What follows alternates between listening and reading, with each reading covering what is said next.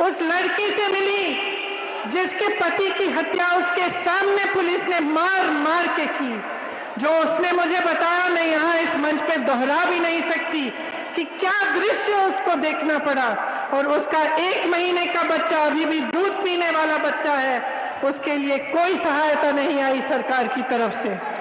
उसी तरह से जहां जहां मैं जाती हूं, मैं सिर्फ यही दुख देखती हूं कि जहां संकट है, जहां मुश्किल है, जहां संघर्ष है, वहां सरकार अपना चेहरा दूसरी तरफ कर लेती है और मदद नहीं करती।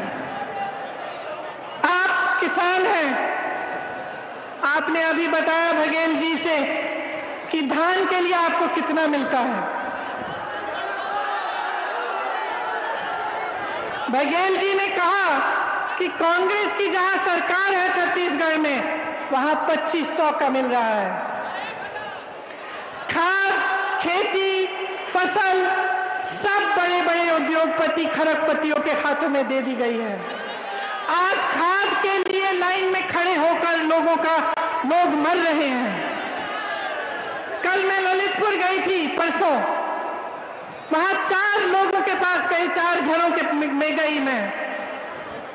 2 लोगों ने आत्महत्या की क्योंकि खाद की लाइन में खड़े खड़े थक गए, खाद नहीं मिली। 2 लोग ऐसे थे जो खाद की लाइन में खड़े हुए घर नहीं जा पा रहे थे, खाना खाने के लिए, पानी पीने के लिए, क्योंकि लाइन छूट जाती। वहीं पे दम तोड़ दिया उन्होंने। जब मैं उनके परिवारों से मिली, घर में मैंने देखा कुछ नहीं था, सिर्फ कर्ज में डूबे हुए थे। 3-4 लाख रुपयों के कर्ज में डूबे हुए थे। न कोई गैस का सिलेंडर था, न कोई सरकारी मदद थी, कुछ नहीं था। सिर्फ एक कमरा और उसमें उन जो मर गए थे, जिनका देहांत हो गया था, उनके परिजन रो रहे थे। और ये दृश्य मैं जगह जगह देख रही हूं। यहाँ पे कहा गया है कि गन्ने की कीमत बढ़ाई जाएगी। मैं पूछना चाहती हूं, आज क्यों कह रहे हैं? 4.5 सालों से क्या किया? 4.5 सालों से क्या गन्ने की कीमत बढ़ाने का मौका नहीं मिला? यहाँ पे जो चीनी मिलें लगवाई थी कांग्रेस ने, उनको किसने बंद कराया? आपको याद होगा, समाजवादी की सरकारों ने, बसपा की सरकारों ने बंद कराया। और आज वो कहते हैं कि कांग्रेस भाजपा से मिली हुई है। मैं उनसे पूछना चाहती हूँ, कहाँ है वो? कहाँ है? क्यों नहीं दिखते?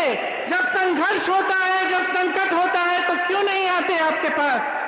सिर्फ कांग्रेस आ रही है, सिर्फ कांग्रेस लड़ रही है। और मैं इस मंच पर खड़ा करके कह रही हूं, मैं मर जाऊंगी, जान दे दूंगी, लेकिन इस भाजपा के साथ कभी मैं कोई मिलावट नहीं करूंगी।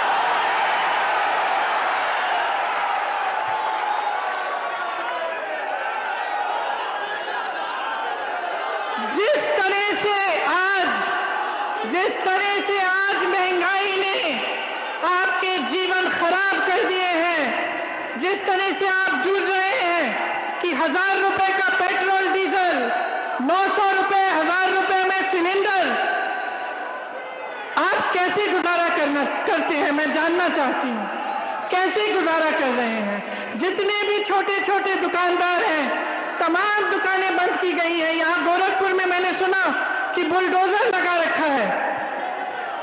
और आप सबके रोजगार जो कोरोना में खत्म हुए, क्या आपके लिए सरकार ने कुछ किया, मदद की?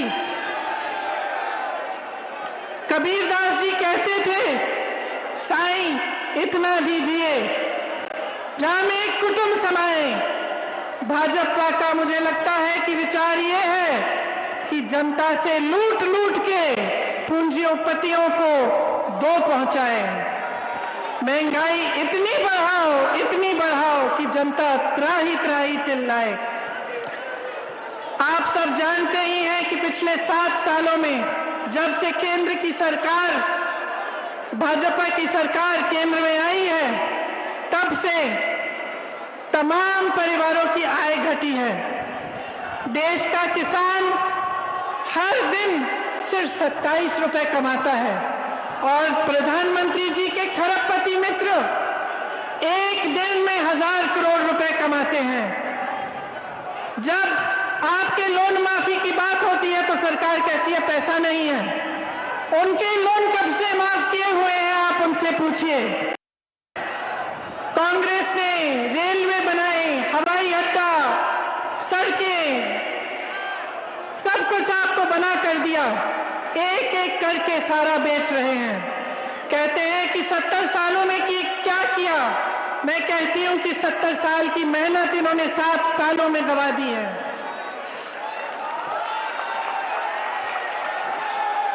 आज का युवा बेरोजगार है। उत्तर प्रदेश में ही 5 करोड़ बेरोजगार युवा है। आपको शायद मालूम नहीं होगा, लेकिन 3 युवा हर रोज आत्महत्या करते हैं बेरोजगारी की वजह से। 10 लाख सरकारी नौकरियां खाली पड़ी हैं। भर्तियों में जबरदस्त भ्रष्टाचार है। यहां गोरखपुर में भी विश्वविद्यालय की भर्ती में बहुत भ्रष्टाचार हुआ।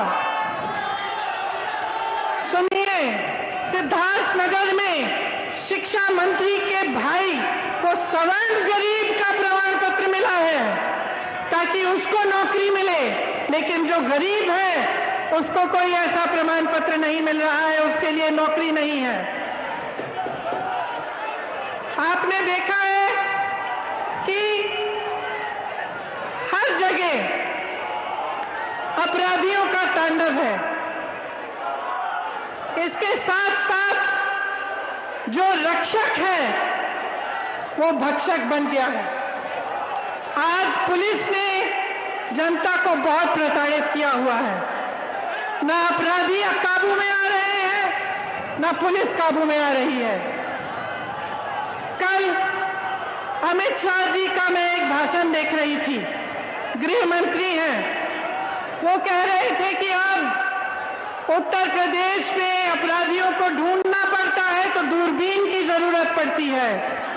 लेकिन उनके साथ में कौन खड़ा था? उनके साथ में कौन खड़ा था? उनके साथ अजय मिश्रा टेनी खड़े थे जब वो ये कह रहे थे। मैं कहना चाहती हूँ, दूरबीन छोड़िए, चश्मे लगाइए। आपके साथ मंच पे खड़े होने वाले के बेटे ने किसानों के साथ क्या अत्याचार की है, उसके खिलाफ कार्रवाई करिए। ये देश की जनता जानना चाहती है कि क्या न्याय की उम्मीद नहीं बची है देश में? क्या सिर्फ अपराध का बोलबाला है? क्या गरीब की कोई सुनवाई नहीं है? सिर्फ बड़े बड़े अरबपतियों खरबपतियों की सुनवाई है? सही कह रहे हैं आप, बड़े बड़े खरबपतियों की ही सुनवाई है इस देश में। आपने बार बार ये देखा है, लखनऊ में विवेक तिवारी को पुलिस ने गोली से मारा। कानपुर के एक व्यापारी मनीष गुप्ता यहां आए थे गोरखपुर, उनको होटल से उठाकर पुलिस स्टेशन में ले जाके मार डाला। उनकी पत्नी ने मेरे से पूछा मैं क्या करूंगी।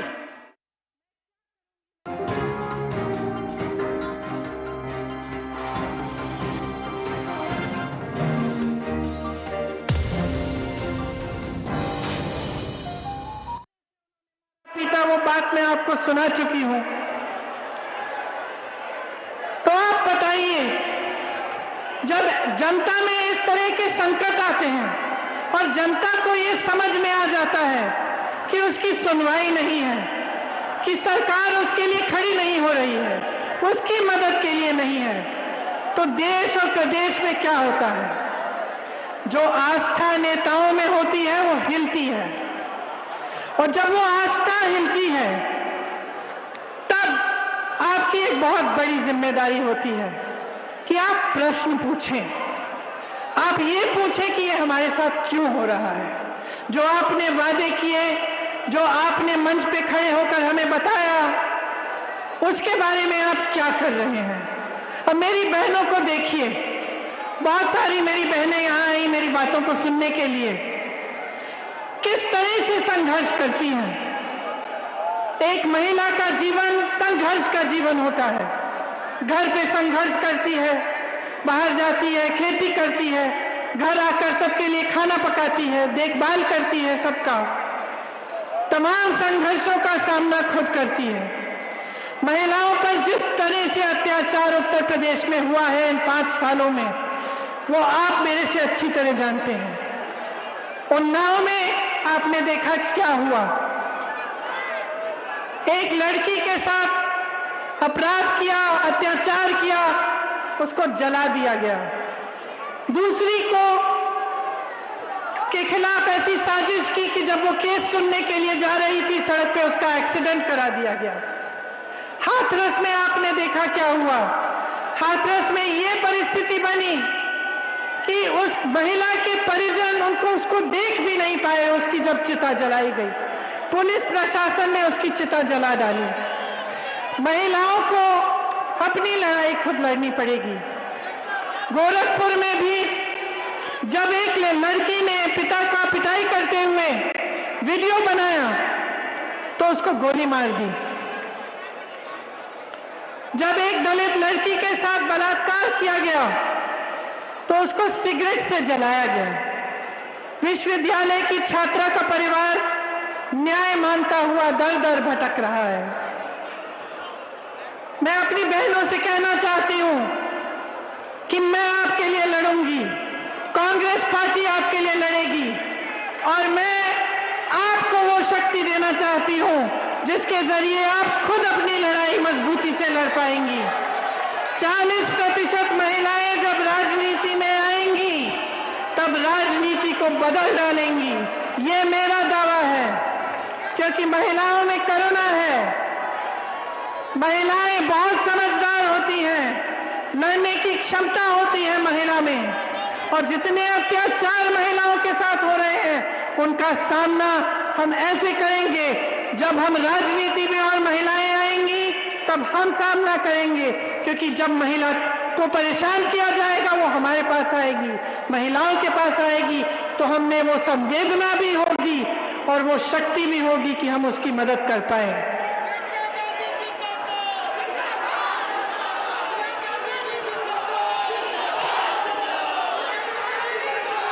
यहाँ पे जो जल भराव की समस्या है, आपने देखा होगा कि मुख्यमंत्री बनने से पहले जब भी ये समस्या उठती थी तो योगी जी आते थे, लेकिन जब से मुख्यमंत्री बने हैं तो हवाई जहाज में चल के चले जाते हैं, लेकिन आपकी समस्याओं को सुनने नहीं आते। जिस तरह से इनकी सरकार ने जन जन की रोजी रोटी खत्म की है, ये आप अच्छी तरह से जानते हैं। कोरोना के समय जिस तरह से सरकार ने आक्रमण किया पब्लिक पे कि जो ऑक्सीजन मांग रहा था उसके खिलाफ कार्रवाई की गई, उसको कहा गया कि तुम्हारी जमीन जब्त कर देंगे। जो परेशान था, जो हॉस्पिटल का वीडियो निकलता था कि अस्पताल में परेशानी है, तो उस हॉस्पिटल को दबाया जाता था, वहां जाकर प्रताड़ित किया जाता था। मदद नहीं आई, सहायता नहीं हुई, कितने लोगों की कोरोना से मौत हुई। आपने देखा कि नदी में लाश किस तरह से बह रही थी, लेकिन सरकार की तरफ से कुछ मदद नहीं आई। जिनकी रोजी रोटी कोरोना की वजह से भी छिन गई, आज तक उनको सहायता नहीं मिली है। कांग्रेस पार्टी ऐसे कमजोर परिवारों को 25,000 रुपए की नकद आर्थिक सहायता देगी।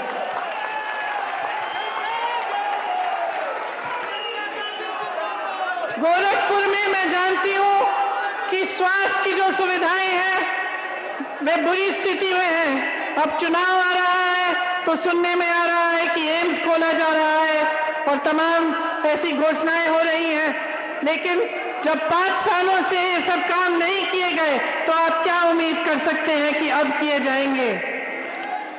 यहाँ पे पूर्वोत्तर रेलवे का मुख्यालय है। आप जानते हैं कि अब रेलवे भी बेची जा रही है, उसका भी प्रयास है, और जो तमाम लोग रेलवे के जरिए रोजगार पा रहे हैं उनका क्या होगा, ये सवाल अब पूछने का वक्त आ गया है। आपके पास यहाँ आकर बहुत सारे खोखले वादे किए गए। आपको बताया गया था कि किसानों की आय दुगनी की जाएगी, कि बाढ़ की समस्या हल की जाएगी, कि छोटे दुकानदारों और व्यापारियों की मदद की जाएगी, कि गन्ना मूल्य 14 दिनों में भुगतान का वादा किया गया था, चीनी मिलें शुरू होंगी। आप बताइए कितने चीनी मिल बंद पड़े हैं, किसी ने शुरू किए? कहा गया था कि हवाई चप्पल वालों को हवाई जहाज में यात्रा कराई जाएगी। आज सड़क पे चलना मुश्किल हो गया है, गाड़ी में जाना मुश्किल हो गया है। सबको सोचना पड़ता है कि 100 रुपए में पेट्रोल डीजल होगा, कैसे जाएंगे। यहां पे गुरु गोरखनाथ जी की वाणी का विपरीत हुआ है। बुलडोजर चलाए गए हैं, आपकी संपत्ति को जब्त करने की बात की गई है, जेल में डालने की, धमकाने की बात की गई है। तो एक समय आ गया है कि आप जो अपने नेता में आस्था रखते हैं उस पर एक प्रश्न उठाइए कि यहां पे जिसने आपको इतने वादे किए उसमें से एक भी वादा पूरा नहीं हुआ।